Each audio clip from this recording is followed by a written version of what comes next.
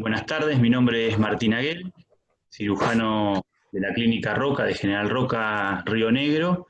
Hoy vamos a hablar de patología mediastinal, segunda parte, específicamente de aquellas patologías que, si bien afectan al mediastino y pueden presentarse como lesiones quísticas o sólidas dentro del mediastino, no crecen dentro de los límites del mismo, sino que de límites vecinos. Por ejemplo, desde el cuello, desde límites infradiafragmáticos o a partir del pulmón o del raquis. La mayoría de las presentaciones se dan en los ganglios del mediastino como lesiones metastásicas, pero en este caso no conllevarían demasiado desafío diagnóstico, ya que están en el contexto de enfermedades conocidas como cáncer de pulmón, etc. Lo que sí nos interesan son aquellas lesiones que surgen de las regiones cervical, de los órganos infradiafragmáticos, otros órganos del tórax, incluso de los grandes vasos y a veces del raquis, de las estructuras del raquis. Para empezar, vamos a hablar de las enfermedades de la glándula tiroidea, precisamente del bocio intratorácico, que es el aumento de tamaño de la glándula tiroidea. Quizá en esta época se está viendo poco, es una patología que se veía muy frecuentemente muchos años atrás, y quizá por la accesibilidad a la medicina, por las mejorías en cuanto a la alimentación, etcétera, esto está un poco menos aparente. Sin embargo, sigue existiendo y podríamos clasificar, para simplificar un poco la comprensión de lo que vamos a hablar, entre lesiones que se introducen parcialmente o mínimamente por detrás del esternón, las que se introducen parcialmente por detrás del esternón y las que son totalmente intratorácicas. La incidencia generalmente de este tipo de patologías es baja. De hecho, hay un trabajo... ¿Me escuchan?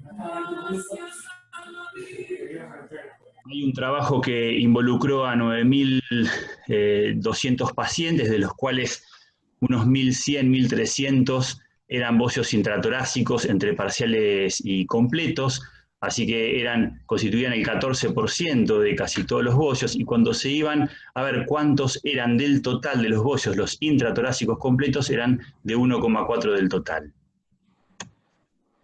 Este caso que les voy a plantear, me atreví a ponerlo intercalado entre la charla para hacerlo un poquito más dinámica. Es un caso de una paciente que nos derivaron de Río Colorado. Llevaba aproximadamente 10 días de evolución de un dolor abdominal y torácico que se fue de a poco constituyendo con vómitos, con repercusión del estado general, debilidad, etc. Y a nosotros nos llega con el diagnóstico de una hernia hiatal complicada, ¿no? Con sonda nasogástrica, varios días, repito, sin alimentación, así que lo primero que hicimos fue comenzar a alimentarla. Como intuíamos que no íbamos a poder alimentarla por vía enteral, lo comenzamos a hacer por vía intravenosa, para que nos dé tiempo para estudiarla. Se hizo esta tomografía que evidencia una lesión mediastinal de tipo quística con aire y líquido. Si ustedes miran finamente, yo porque conozco más el caso, hay como una banda, digamos, una línea oblicua rodeada también por más líquido, así que hay algo que tiene líquido adentro y líquido por fuera. Desplaza el corazón hacia adelante y hacia arriba, desplaza el esófago, fíjense ahí la sonda nasogástrica, como al principio estaba bien paravertebral y ahora va hacia la región hiatal. Nos generó bastante dudas este caso, así que para no decidir un tratamiento quirúrgico de entrada, lo que hicimos fue elegir hacerle una endoscopía digestiva, y en la endoscopía el gastroenterólogo pudo entrar al estómago, lo veía perfectamente. Lo que no podía hacer era ingresar al duodeno, porque no identificaba claramente digamos, el píloro, y tampoco podía progresar. Se quedaba en una cavidad ciega, si se quiere. Bueno, siguiendo con la patología tiroidea, algunos aspectos anatómicos de la enfermedad tiroidea del bocio, precisamente, es una patología que afecta generalmente al mediastino anterior y superior. Como la glándula tiroidea está envainada dentro de una estructura fibrosa digamos, que le provee la fascia pretraquial, generalmente durante su crecimiento se expande bien pegado a la tráquea y manteniéndose dentro del espacio visceral, por detrás de los grandes vasos, que generalmente le hacen como si fuera una cuna sobre la cual descansa y permanece hacia la derecha digamos, del arco aórtico. Obviamente, a medida que va creciendo de tamaño, va desplazando, comprimiendo, etc. Puede llegar incluso a tener crecimientos tan grandes que le permiten llegar hasta el diafragma. Obviamente son pocos vistos, pero bueno, evidentemente están descriptos. El desplazamiento de la tiroides a medida que va creciendo de tamaño está un poco dirigido por las fascias cervicales, que se continúan con las fascias dentro del mediastino, por lo tanto le proponen como una especie de callejón a través del cual no puede, digamos, salir hacia los lados, sino que sigue en un camino descendente obligado. Por eso, por lo general, la ubicación siempre es la misma. Esto es un poquito para reflejar anatómicamente cuáles son, digamos, cuál es la situación anatómica de la tiroides. Está encerrada dentro de una vaina que le propone la fascia pretraquial, y dentro de ese espacio visceral es dentro del cual se maneja hacia abajo. Otro de los aspectos anatómicos, esta es la tráquea, la glándula, y acá ven cómo las fascias, que obviamente las fascias cervical, superficial, media y profunda se van uniendo, desdoblando, etcétera, y van tomando diferentes nombres para envolver vasos, timo, tráquea, etcétera, músculos, pero van dejando lugar para el progreso de enfermedades. Por ejemplo, una de las que también se conoce muy bien son los flemones dentarios, que van a ir progresando a través de esas vainas fibrosas en camino descendente por el cuello hacia el mediastino e incluso a veces hasta el retroperitoneo. Continuando con nuestro caso clínico, que no es que no tenga que ver con esta patología, es una patología que afecta al mediastino claramente y pertenece a la vecindad subdiafragmática. Lo que nos encontramos, decidimos operarla lo antes posible porque, digamos, a medida que iba pasando el tiempo, la paciente debía alimentarse y no podíamos perder mucho más tiempo, teníamos que aprovechar que no estaba del todo desnutrida y ya la estábamos alimentando, y los encontramos con un proceso fibroadherencial en la cara inferior del diafragma, precisamente en la región celíaca. Cuando empezamos a descubrirlo, nos encontramos con una hernia hiatal que obviamente es de larga data, es característica la presentación de esta manera de las hernias en cualquier parte del organismo cuando se trata de hernias de varios años. Hay un proceso fibroso, fibroadherencial, casi cicatrizal, que hay que ir marcando, tallando lentamente, digamos, la anatomía para lograr descubrir el anillo y poder reintegrar las estructuras al lugar que corresponde. A medida que vamos avanzando, vamos tratando de devolver a su lugar tanto el estómago, el fondo gástrico, como el esófago abdominal. Hay una parte del esófago que corresponde que esté dentro del abdomen, que son los últimos 2-3 centímetros, y eso también hay que devolverlo adentro del abdomen. Ahí estamos tratando de bajar el estómago, y obviamente ahora cuando uno ve esto se da cuenta por qué la paciente no podía comer y vomitaba.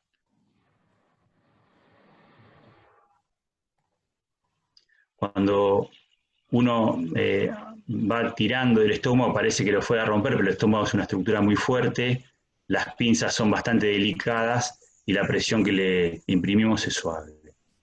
Y lo que nos queda ahora es liberar bien el anillo y tratar de separar las estructuras tanto gástrica como esofágica del anillo. Volviendo al bocio, desde el punto de vista patológico, en la pieza anatómica generalmente se encuentran, digamos, una diversidad de patologías, tanto óseos multinodulares como adenomas foliculares y tiroiditis de Hashimoto. Es rara la aparición de carcinomas tiroideos, pero se han descrito. No es lo más frecuente que haya enfermedad maligna dentro del bocio. De hecho, no está indicado de entrada la punción del bocio tiroideo para saber si hay malignidad o no. Directamente el tratamiento es quirúrgico, excepto que, bueno, que haya alguna situación clínica o tanto local como general que lo sugiera. En tal caso se dirigirán los procedimientos diagnósticos como para identificar un nódulo frío o alguna situación de infiltración de tejido. Y los linfomas son mucho más raros, pero se han encontrado linfomas también. Clínicamente, como dije hoy, la aparición del bocio hoy día es bastante poco frecuente. Ocurre en personas de más de 50 años, generalmente más afectados entre los 70 y 80.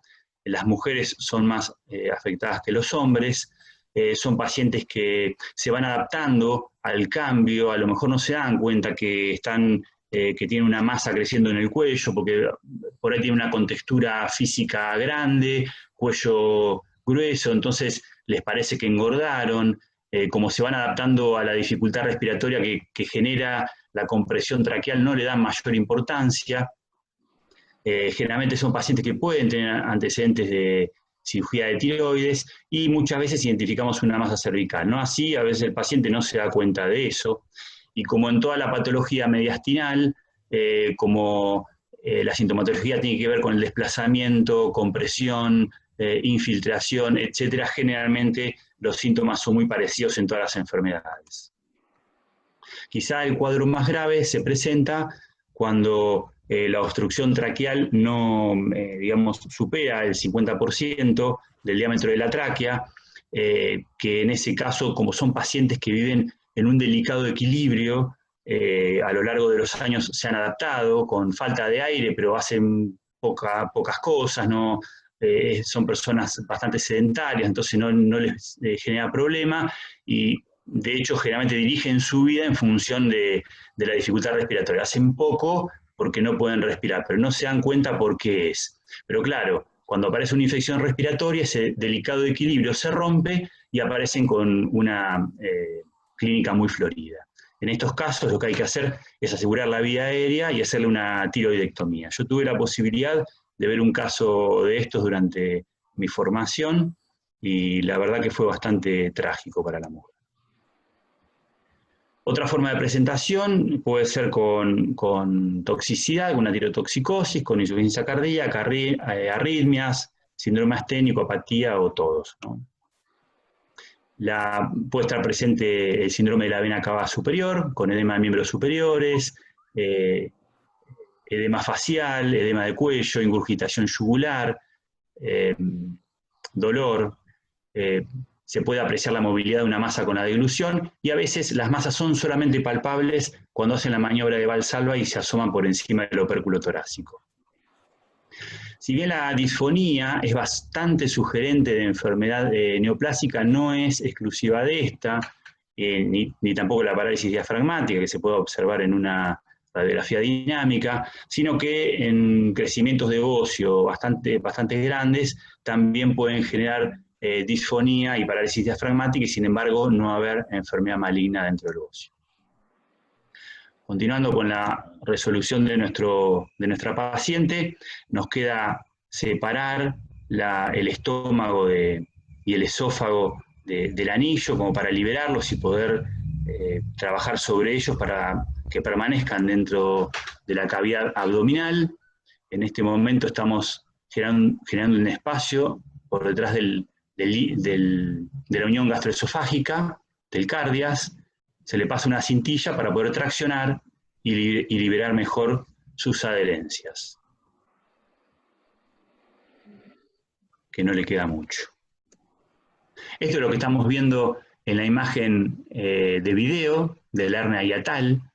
Este es el pilar derecho del diafragma, este es el pilar izquierdo, pero claro, en la imagen que estamos viendo de video está muy agrandado el orificio por el paso del estómago a lo largo de los años, y nosotros lo que vamos a tener que lograr es que los pilares puedan unirse con puntos.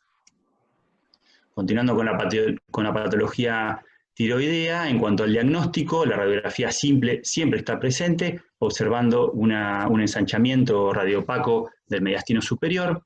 Generalmente el desplazamiento de la tráquea está presente en más del 80% de los casos, y puede estar también presente el desplazamiento del esófago. No todos los bocios son anteriores, hay una pequeña cantidad de casos que pueden ser retrotraqueales e incluso retroesofágicos. Es muy variada la presentación del bocio tiroideo. En la radiografía lateral, una de las características principales es la desaparición de la hiperclaridad por delante de la sombra cardíaca, y en este caso no lo vemos, pero bueno, el desplazamiento del esófago puede estar presente. Acá lo vemos, esto es un bocio retrotraqueal, la tráquea hacia adelante, el esófago está desplazado, comprimido por lo menos. La tráquea se mantiene en la línea media y vemos el ensanchamiento mediastinal superior. Quizá la tomografía es una de las, digamos, uno de los recursos diagnósticos más descriptivos, porque nos permiten principalmente conectar la glándula tiroidea con la masa mediastinal. Nos permite identificar los límites, que generalmente son de bordes lisos, la heterogeneidad del tejido es característica, la persistencia del material de contraste durante varios minutos, a veces aparecen calcificaciones, y como veíamos en las primeras tomografías, la cuna o el lecho que le generan los vasos siempre está por encima del callado y por encima de los vasos, de los grandes vasos mediastinales. La resonancia magnética no aporta mucho más que lo que aporta la tomografía, sí es útil para ver la relación con los vasos, si hay invasiones de estructuras, etcétera, pero sí quizá recobran gran importancia en aquellos pacientes en los cuales no se puede utilizar contraste intravenoso. Otros estudios con contraste que nos permiten ver las consecuencias de la presencia del bocio sería la ausencia de la opacidad de las venas del miembro superior. Esto es una venografía, no se ve la vena axilar ni tampoco se ve la cava superior. Perdón, porque ya lo que vemos es el desplazamiento del esófago hacia la derecha. Esto evidentemente es un bocio retrotraqueal y la tráquea está en la línea media. Otros estudios diagnósticos, la ultrasonografía, como ya dijimos por ahí, no es de gran utilidad, excepto para la identificación de algún nódulo frío que nos pueda sugerir malignidad. En el caso, se confirmaría con centellografía y se guiaría después con ecografía, una biopsia con aguja fina. Y el tratamiento es la resección quirúrgica, sin mayores dilaciones, sin esperar a que la sintomatología sea demasiado florida, se indica el tratamiento quirúrgico. La mayoría de los casos el tratamiento quirúrgico se hace a través del cuello, excepto que sea una gran masa mediastinal y haya que resolverlo por alguno de los recursos que ya comentamos, como pueden ser mediastinotomía o una mediastinotomía parcial, ¿no? Que ya vamos a ver alguna de esas incisiones en puerta de trampa, pero la mayoría es cervical.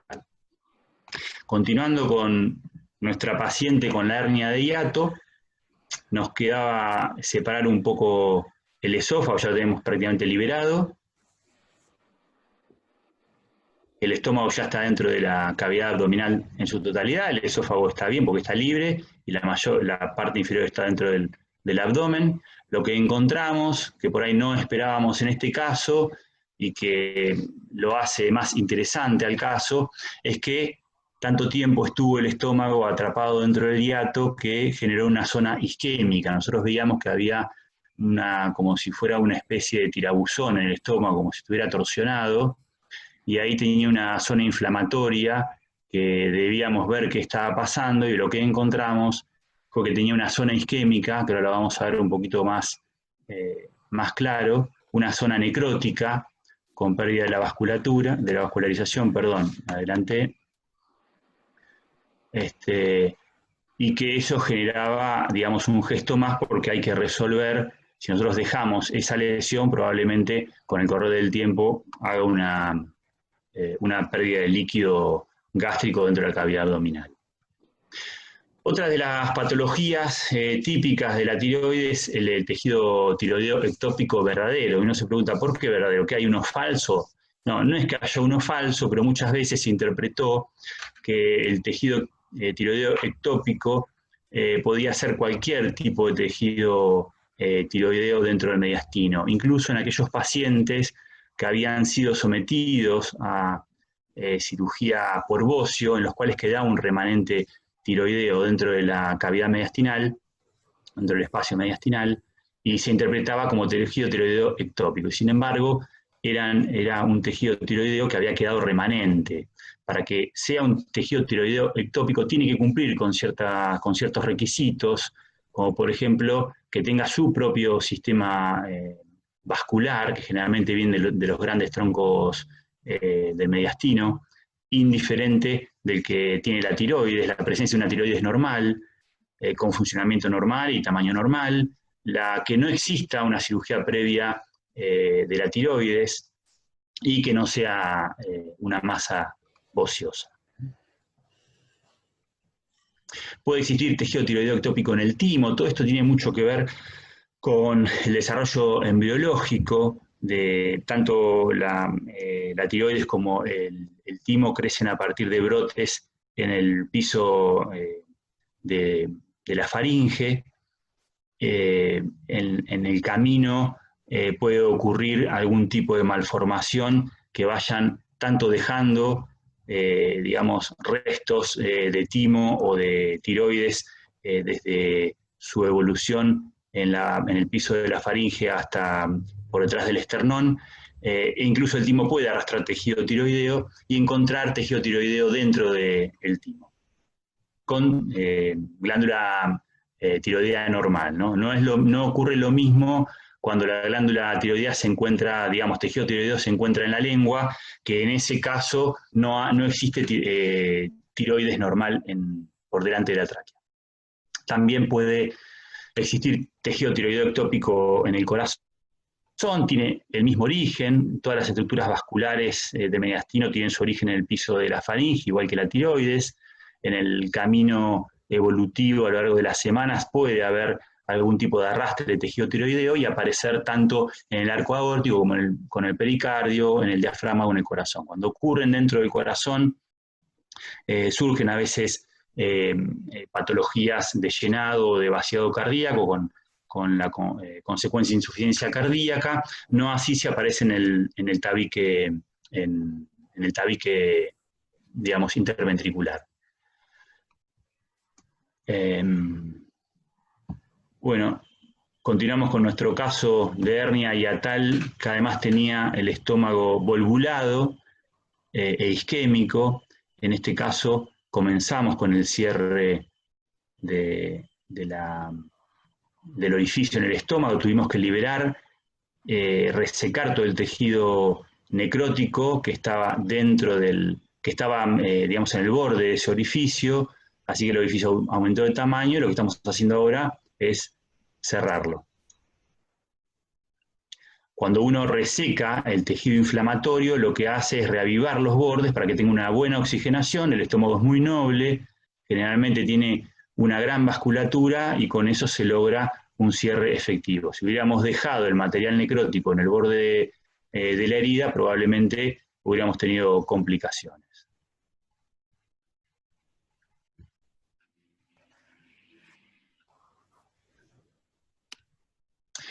El higroma quístico cérvico-mediastinal es una patología generalmente de la infancia, se puede detectar tanto al nacer como antes del nacimiento, después lo vamos a ver. Es un tumor de origen linfático que puede tener, digamos, un crecimiento evolutivo con gran tamaño. Generalmente aparece como una masa anterior o posterior en el cuello, pero que va creciendo entre los vasos subclavios, siguiendo también esos canales que le forman las fascias hasta apoyarse al lado izquierdo del arco aórtico sobre el pericardio. Generalmente son malformaciones originadas a partir de errores en la conexión de los vasos linfáticos, de hecho se lo considera un tipo de linfangioma, son congénitos y vamos a ver un poquitito sobre, digamos, las posibilidades diagnósticas. Generalmente son masas blandas, tienen transiluminación, pueden infectarse. Con la infección e incluso con las hemorragias se convierten en masas mucho más duras, como consecuencia presentan más efectos de compresión y desplazamiento sobre las estructuras adyacentes e incluso pueden provocar atelectasias e infecciones recurrentes.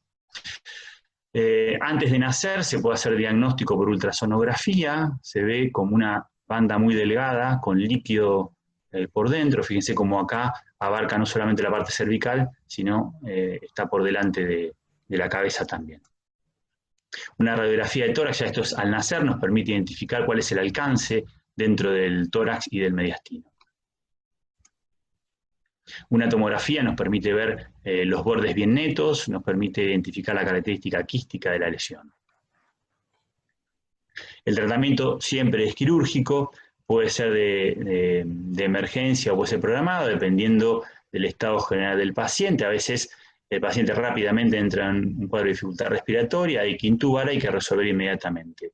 Lo indicado es el tratamiento quirúrgico, pero siendo muy, digamos, minuciosos en cuanto a la extracción de todo el material quístico, ya que tiene una recurrencia del 10 al 15%.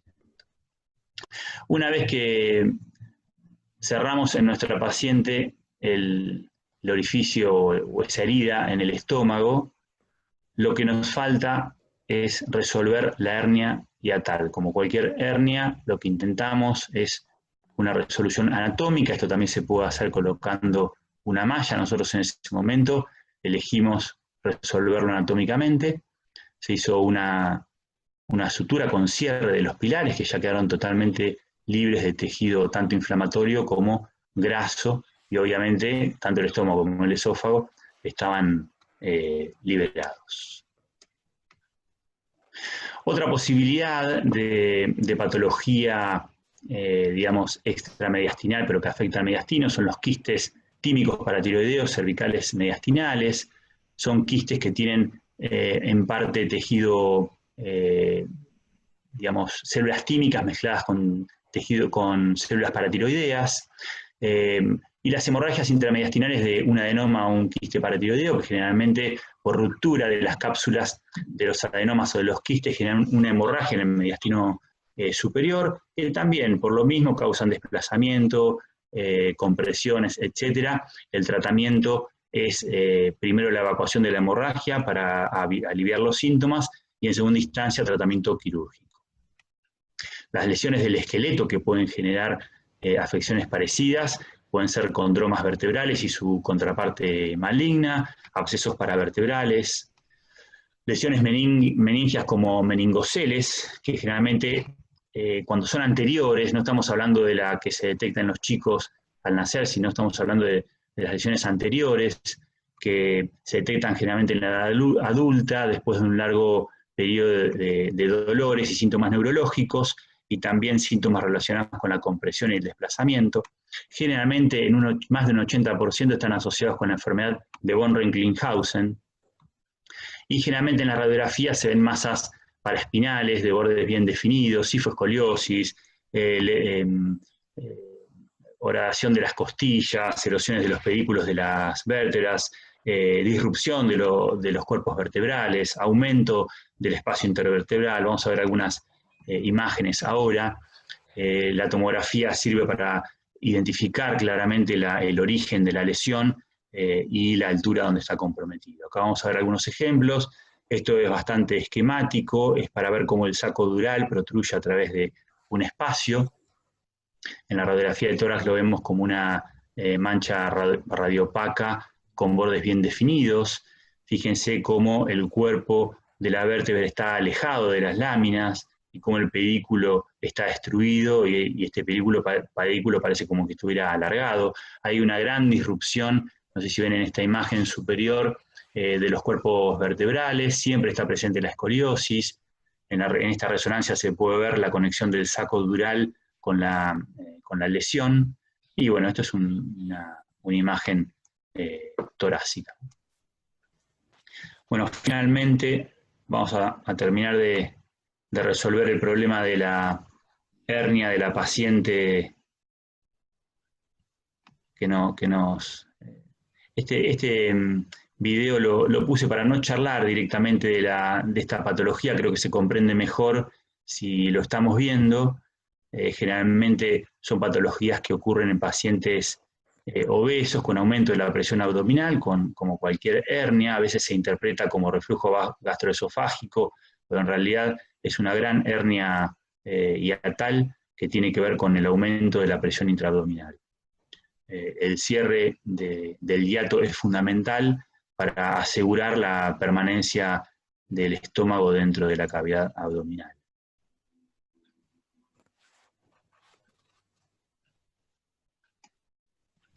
Otras lesiones que simulan lesiones mediastinales, tenemos la hematopoiesis extramedular intratorácica, son patologías bastante poco frecuentes, pero que se dan fundamentalmente en pacientes con una dificultad para la producción de elementos de la sangre, a lo mejor pacientes con quimioterapia, con linfomas, etcétera, y aparecen como masas paravertebrales. Vamos a ver una imagen ahora seguido. Lesiones de origen vasculares, lesiones esofágicas y pulmonares. Esta es una tomografía de una hematopoiesis extramedular, son patologías bastante poco habituales. Y otras, justamente de la que estamos tratando en este momento con el video, hernias hiatales, las hernias de Morgagni, que son también hernias diafragmáticas, pero son congénitas, y los quistes, los pseudoquistes de páncreas. Finalmente, para la resolución definitiva de la patología, se hace se envuelve la parte inferior del esófago con el fondo gástrico, se hace una especie de bufanda para, esta es la cirugía del reflujo gastroesofágico para configurar una especie de válvula para evitar el reflujo y de paso para contener el estómago dentro de su espacio. A veces, para realizar esta maniobra, lo que se hace es introducir una sonda dentro del esófago para no, no producir una estenosis a dicho nivel, pero nosotros elegimos hacerlo sin pasar ninguna sonda y comprobando a medida que íbamos dando puntos que podíamos pasar por debajo de esa especie de bufanda que le hicimos al esófago para saber que no estaba tan comprimido. Sujetamos, también tomamos un poco de la pared esofágica para asegurarnos de que no haya deslizamientos.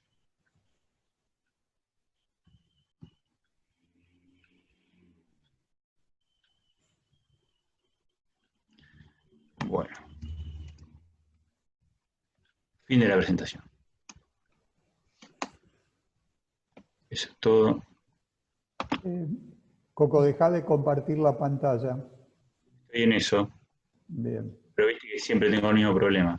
No hay problema. Pueden ir pensando preguntas y si no vamos a pasar... Ahí estamos bien. No sé si querés, Marcos, presentar tu caso o prefieren hacer las preguntas y después al final. Como ustedes quieran.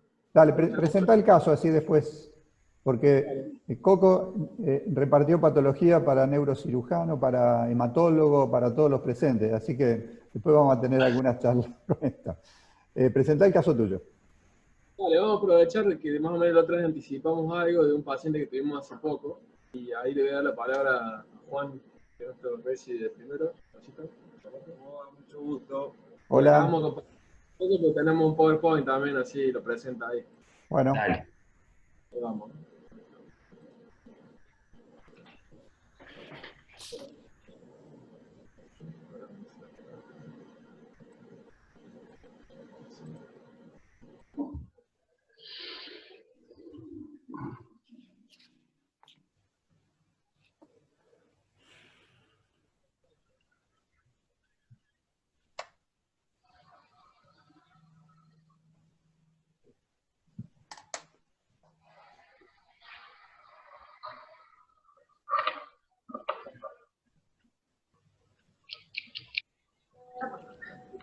Ahí se ve, ¿no? Ahí se ve bien. nosotros habíamos tenido un caso bastante interesante desde el punto de vista clínico, porque se nos presenta un caso de fiebre de origen desconocido y de la casualidad que tiene mucha relación con... Perdón, acércate un poquito más al micrófono. ¿Ahí se escucha? Dale, a ver. Ahí está. Es un caso de un hombre de 31 años de edad que la verdad que no tiene antecedentes patológicos conocidos, que consulta por un cuadro de fiebre de 10 días de evolución y no se asocia a otro síntoma de importancia. Él refiere que, asociado a esto, cuando lo interrogamos más a fondo, cuando él come, lo único que siente es que la comida pasa por el esófago, o sea, va bajando la comida y de golpe pasa al estómago. Eso es lo único positivo que pudimos rescatar, y que también lo asociaba en los momentos de que tenía la fiebre, que era de predominio nocturno. Tenía también un poco de dolor articular, más que nada en los hombros, pero nada más que eso. Al tratar de buscar focos infecciosos, nos comentó que hacía 2 meses antes del inicio de los síntomas, había tenido una intervención odontológica donde le habían hecho un tratamiento de conducto. Y nada más que eso.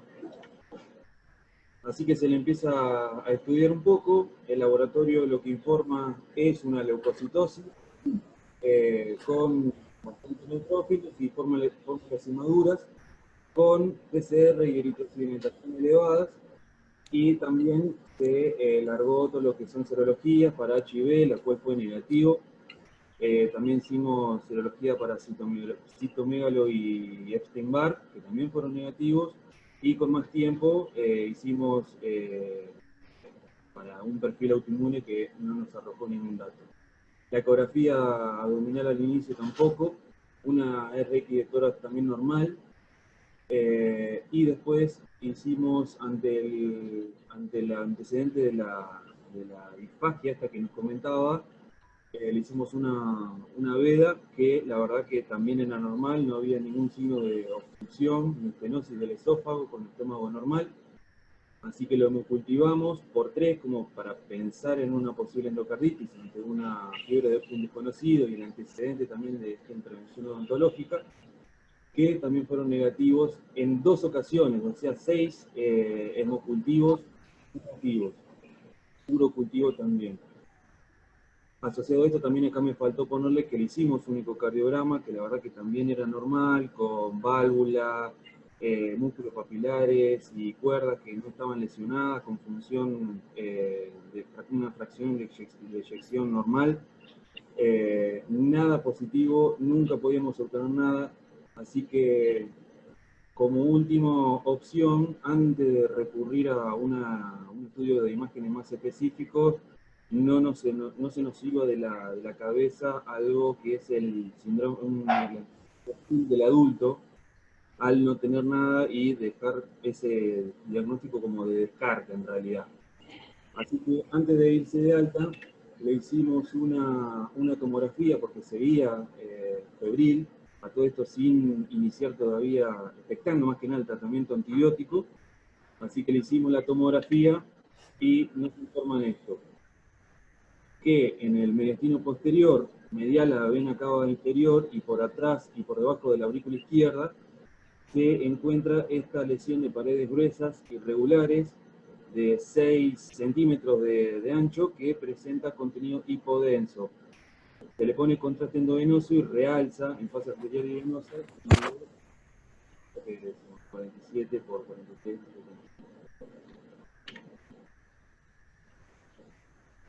Adenomegalias con centro necrótico y un poquito de derrame pericárdico. Esta es la tomografía que se ve, a ver si se puede usar el visor. Hoy mostramos la tomografía completa, pero la tenemos acá para ver.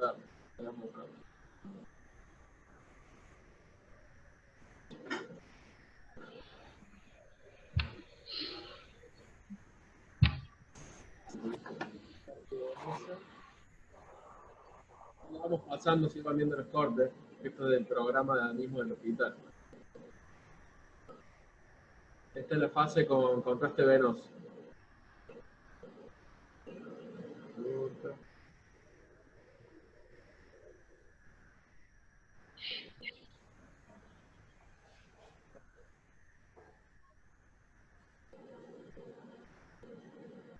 Y se empieza a ver.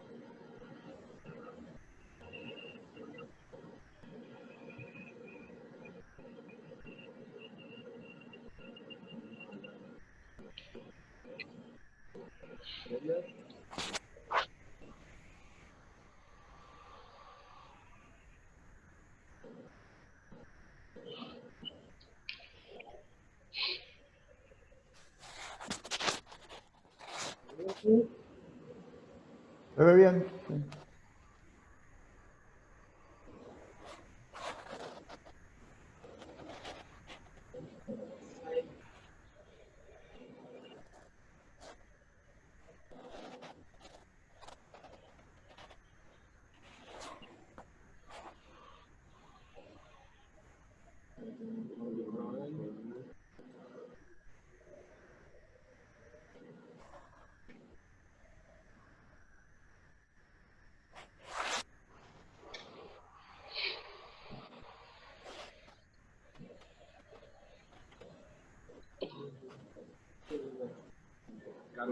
Tarda en cargar la imagen.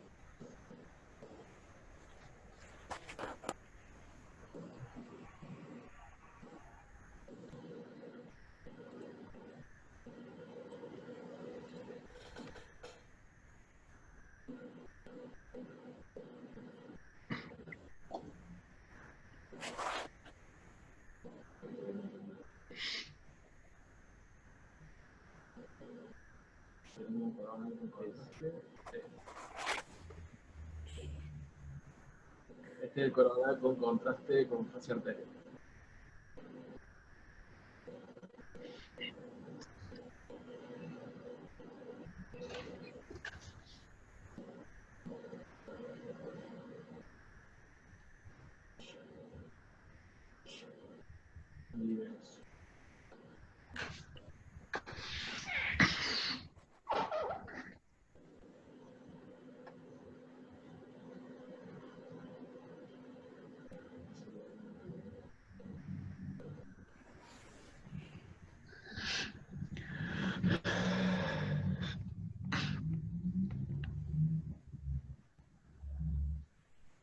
No, una pregunta. Yo vi que ahí tenían, disculpame, antes de terminar de compartir pantalla, tenían una imagen también pulmonar. ¿Podrían poner una con ventana pulmonar? Sí, vale, ahí la abrimos.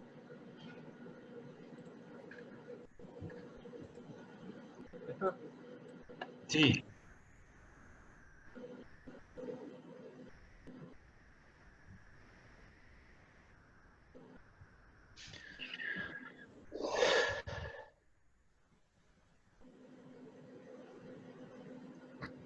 Voy yendo despacito, me avisas si quieres que lo frene de algún lado.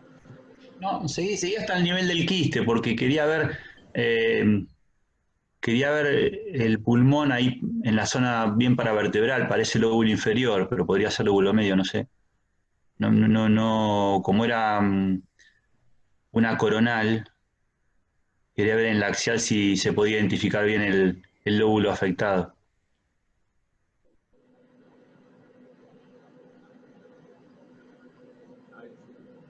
el lóbulo inferior.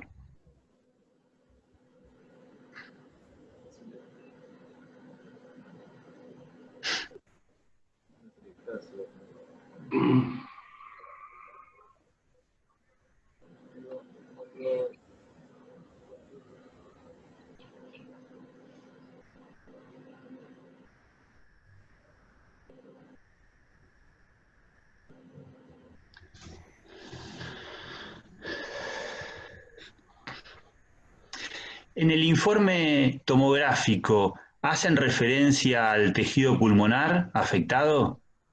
Sí, como que es un efecto, es una telectasia, por lo que informan. Sí, Sí.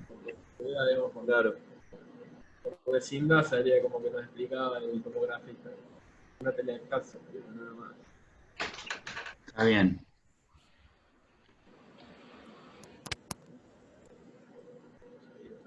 Bueno.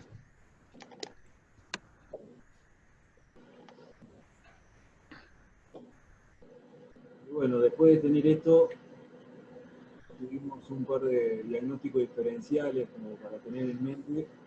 Uno de ellos era el quiste broncogénico y uno de los que había nombrado el mismo médico de imágenes era el quiste paraesofágico, o mejor dicho, de situación esofágica, más que nada por el lugar donde estaba ubicada la lesión.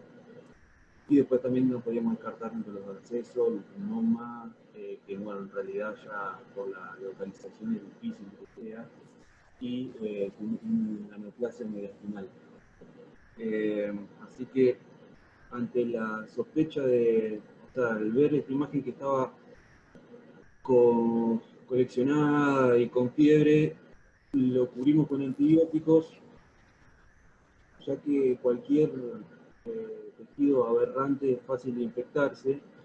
Lo cubrimos con antibióticos, pitotazo y vancomicina, y con este antibiótico la verdad que el paciente mejora notablemente, bajan los blancos, no vuelve a presentar fiebre, y con eso hicimos la interconsulta con cirugía de tórax, los cuales después le solicitan también una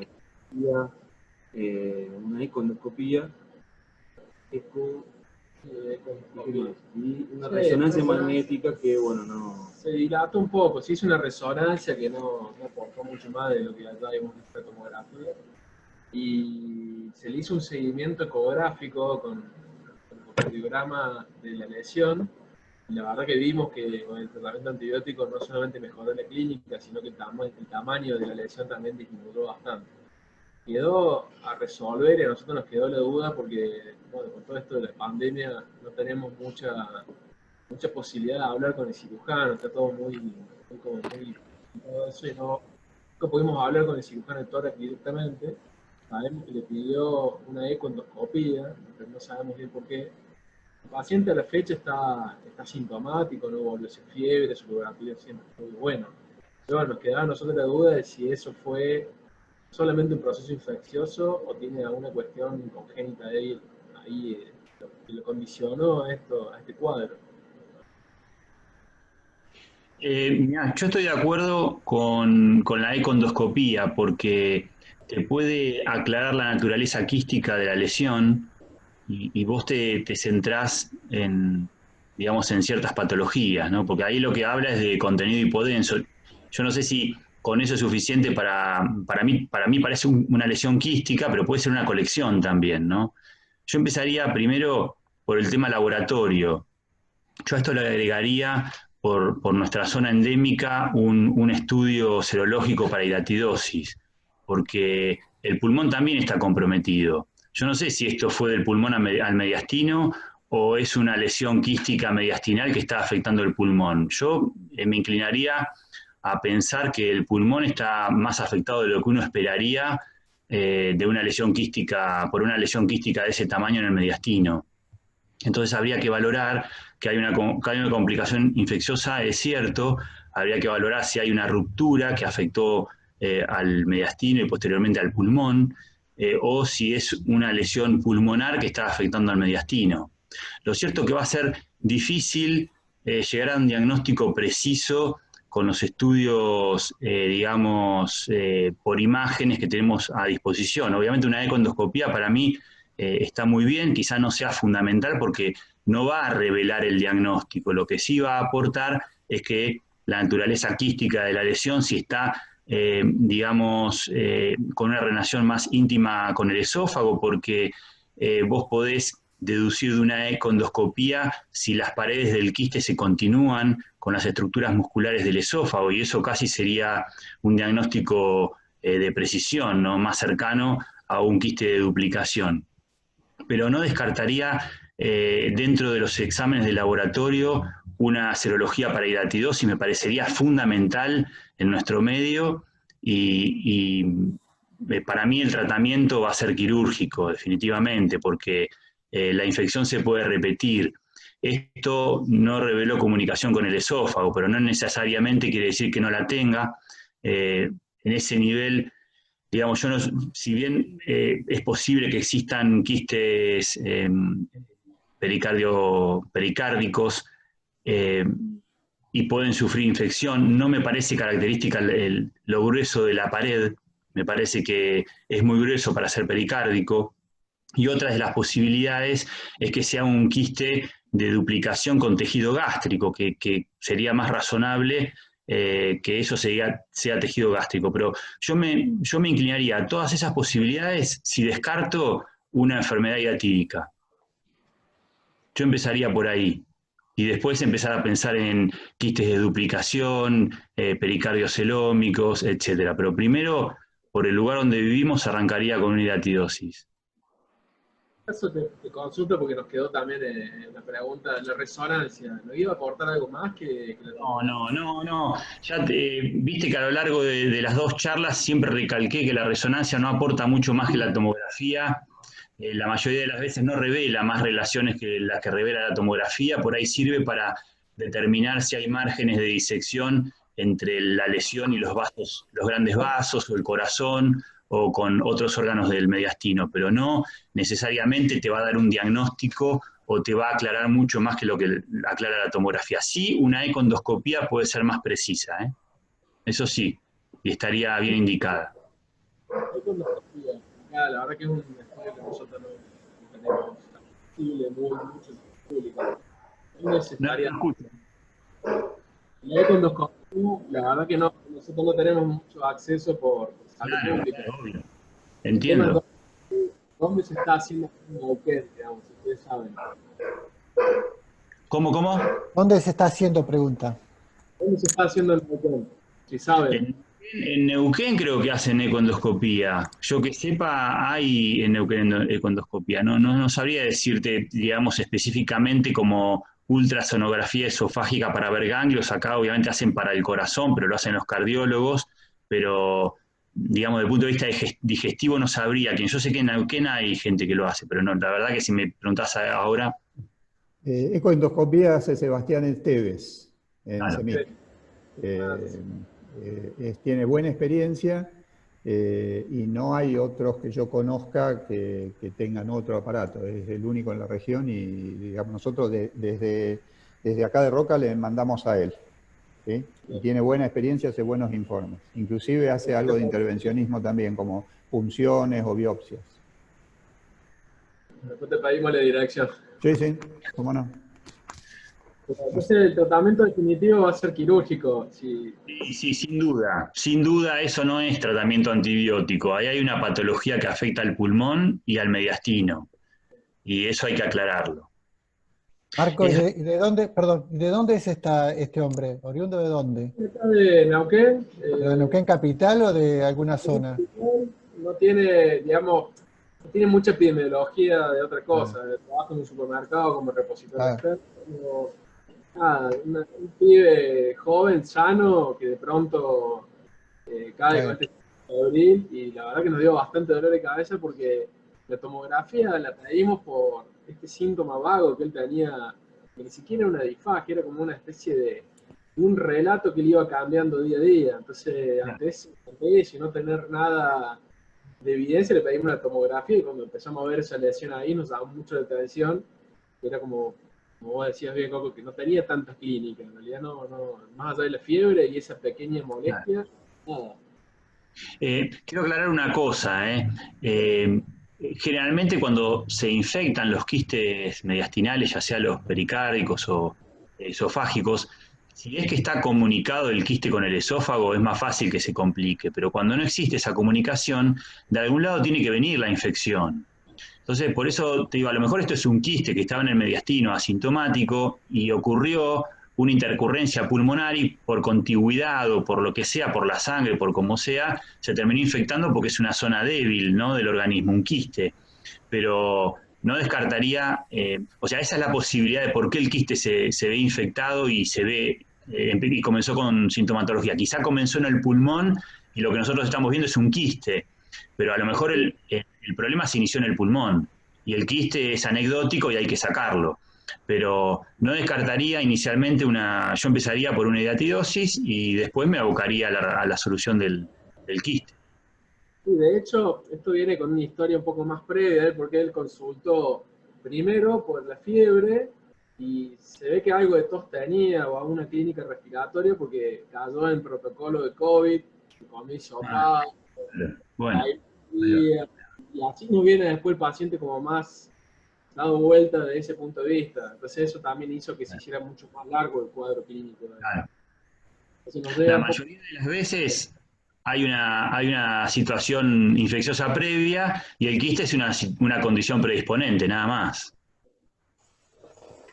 Pero aclara también, sí, no, que ese paciente tuvo un evento odontológico también, antes.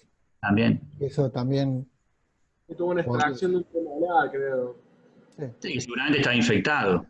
Un tratamiento complejo. ¿Alguien quiere hacer algún otro comentario? A mí me había quedado una pregunta para Coco. Sí.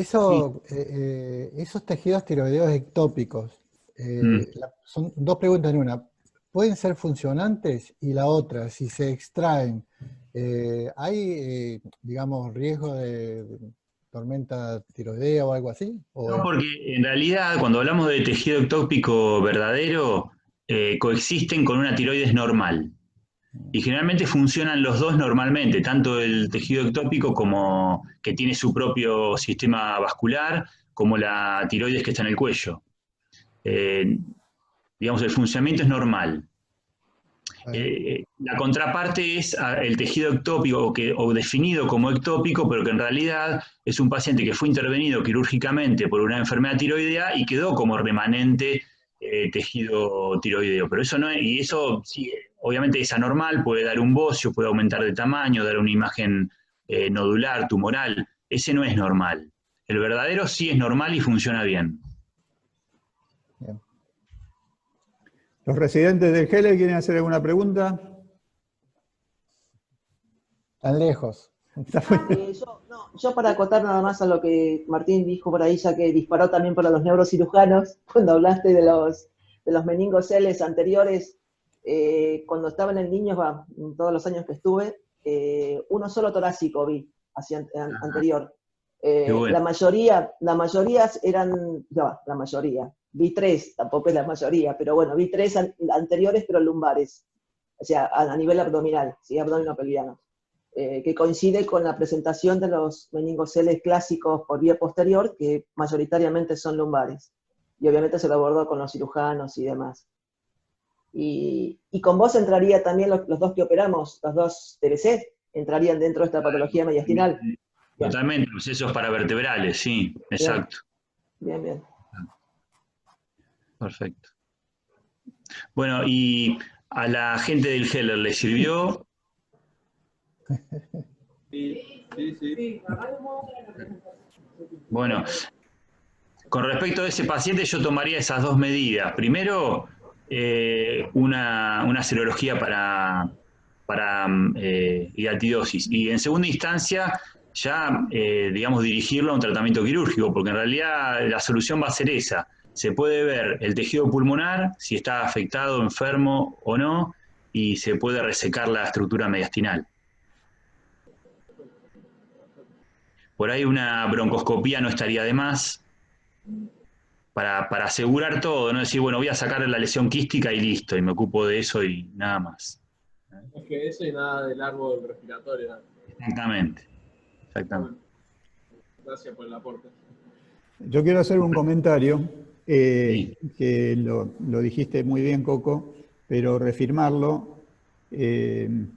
Si bien se ve menos ahora la hidatidosis, pero en nuestra zona, aunque no tenga hígado presente, o sea, no tengan quistes en el hígado, no tengan en otros lados y todo, cuando hay estas masas quísticas en cualquier parte del organismo, tener presente la hidatidosis, porque la presentación es polimórfica, no siempre el quiste es el típico, por eso entra dentro de los diagnósticos diferenciales, y tenerlo presente siempre. Yo creo que en este caso el diagnóstico lo va a hacer la anatomía patológica después que se opere, ¿sí? Y por otra parte, si no hay otros comentarios, agradecer al Hospital Heller, a Pablo que se integró al grupo, Y felicitarte primero por la presentación de caso de Heller, estuvo muy buena, muy interesante y se prestó al debate.